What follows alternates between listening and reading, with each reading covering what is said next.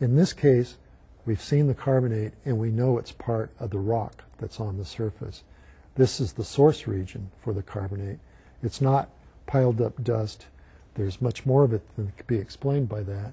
So this is indeed a place on the planet where water activity produced the carbonate, and the carbonate has been preserved for perhaps billions of years. And that's exciting for those two reasons.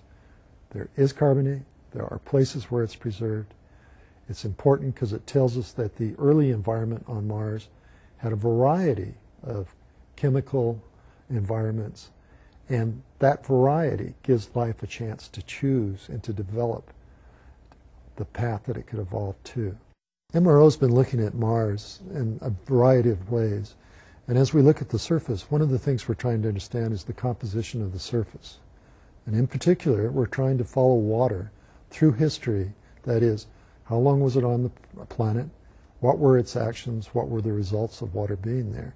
And we're looking for evidence that water was acting at or near the surface of Mars.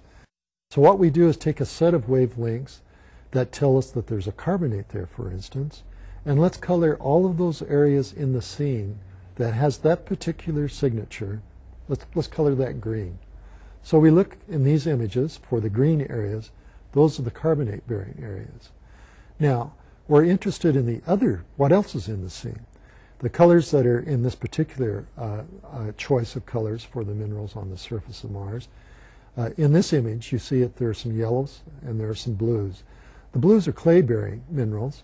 Again, they're not blue to our eye if we were to look down on it. If you were to look at this part of Mars, it would look very much like any other part of Mars in the sense that it's red, because it's dominated by the iron-bearing compounds, and that's the colors that our eyes are sensitive to.